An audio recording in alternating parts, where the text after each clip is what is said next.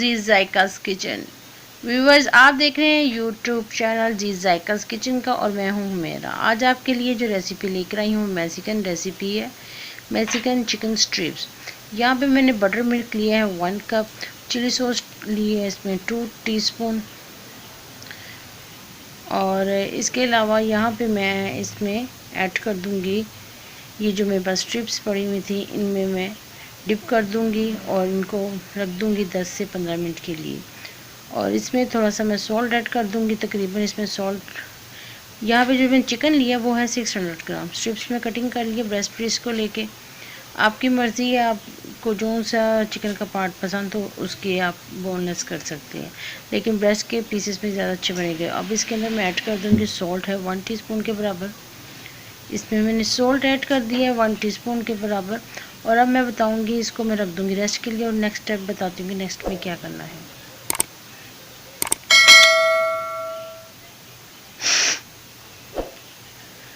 यहाँ पे मैंने ले लिया है वनीगर लिया है, यहाँ पे 3 से 4 टेबल स्पून के करीब यहाँ पे वाइट सिरका लूँगी। रेड मिर्ची पाउडर इस्तेमाल करेंगे 1 टेबल स्पून, सॉल्ट करेंगे 1 टीस्पून क्योंकि मैंने आगे मैरिनेशन में भी लगाया था। बेकिंग पाउडर इसमें है 1 टीस्पून ऐड कर दूँगी मैं, और इसको मैं अच्छे तरीके से मिक्स करूँगी। और वाइट पेपर मैंने इसके अंदर ऐड की है 1/2 टीस्पून। जिंजर गार्लिक पेस्ट मैंने लिया है 1 टीस्पून। और इसके बाद मैं इसमें ऐड कर दूंगी ब्लैक पेपर है 1/2 टीस्पून के बराबर। और इसमें मैंने ऐड कर देना है बेकिंग पाउडर, वो है तकरीबन 1 टीस्पून के करीब। इसको मैं अच्छी तरीके से मिक्स कर रही हूँ और नेक्स्ट स्टेप में मैं बताऊँगी कि इसमें क्या करना है। अब इसमें मैंने ऐड कर दी है जिंजर गार्लिक पाउडर भी, वो है तकरीबन 1 टीस्पून के बराबर, वो ऐड कर दिया मैंने इसके अंदर। वो ऐड करने के बाद इसको मिक्स करेंगे। और ये जो चिकन स्ट्रिप्स हमने रखी थी 15 मिनट पहले लगा के, इस स्ट्रिप्स को हम इस वाले जो मैंने मिक्सर बनाया है, मसाला वगैरह डाले, जितने स्पाइसेस ऐड किए हैं उसमें ऐड कर दूँगी। ये बहुत ही ज़बरदस्त crispy yummy just like a ginger की तरह का ये बनेगा। और आप इसको टी टाइम में यूज़ कर सकते हैं, कोई गेस्ट आए तो उसमें आप एज ए स्नैक यूज़ कर सकते हैं। और यकीन जानिए ये बहुत ही मज़े का, टेंडर और टेस्टी होगा और क्रिस्पी भी। ये बच्चों को बहुत ज़्यादा पसंद आएगा और आपके घर वालों को भी बहुत पसंद आएगा। इसको मैं अच्छी तरीके से मिक्स कर रही रख दूँगी 10 मिनट के बाद। 10 मिनट के बाद मैंने यहाँ पे लिया है मैदा। इसके अंदर मैं वही स्पाइसेस डालूँगी जो कि मैंने इसको चिकन में लगाए थे। इसमें मैं ऐड कर दूँगी तकरीबन ये मैदा लिया है मैंने तकरीबन 4 से, यानी कि हाफ़ कप के करीब है। वाइट पेपर लिया मैंने 1/2 टीस्पून के बराबर।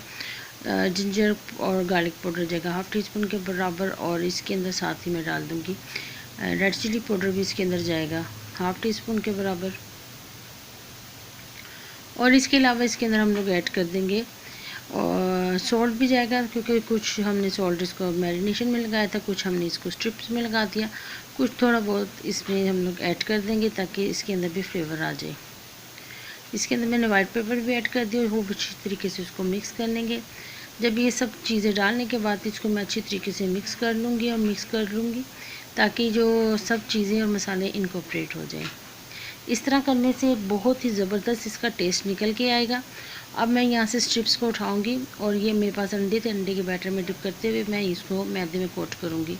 या फिर आप इस तरीके से कर सकते हैं, बिल्कुल हल्के हाथों के साथ इसकी कोटिंग करेंगे। इसको डबल प्रोसेस में करते हुए, यानी कि एक बार किया फिर नेक्स्ट टाइम इसको फिर दोबारा इसी प्रोसेस से गुजारते हुए दोबारा से इसकी कोटिंग करेंगे।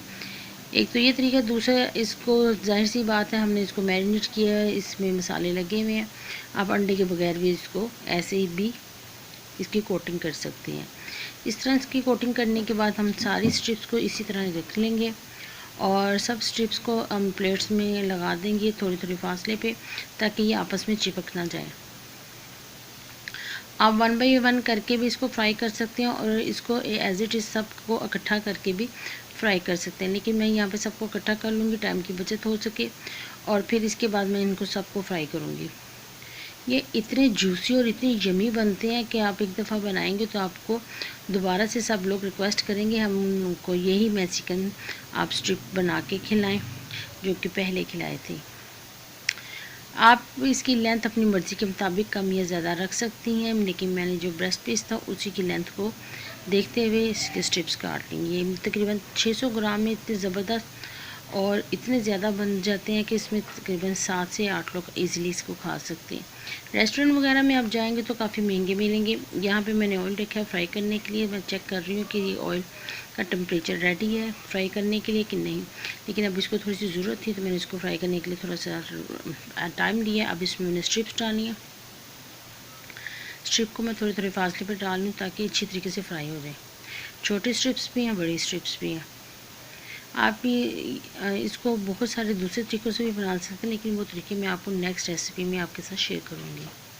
मेरे कहने पे आप लोग ये रेसिपी ज़रूर ट्राई कीजिएगा और इनबॉक्स में बताइएगा कि किस किस ने ये रेसिपी ट्राई की है। और इस रेसिपी के मतलब कोई क्वेश्चन पूछना चाहते हैं तो आप मुझसे इनबॉक्स में पूछ सकते हैं, मैं आपके हर सवाल का जवाब दूँगी। ये देखें क्या ज़बरदस्त और क्रिस्पी इसकी लुक आ रही है। अब मैं इसको प्लेट आउट कर रही हूँ और इसको निकालने के बाद मैं इसमें दोबारा से नेक्स्ट वाला बैच निकालूँगी।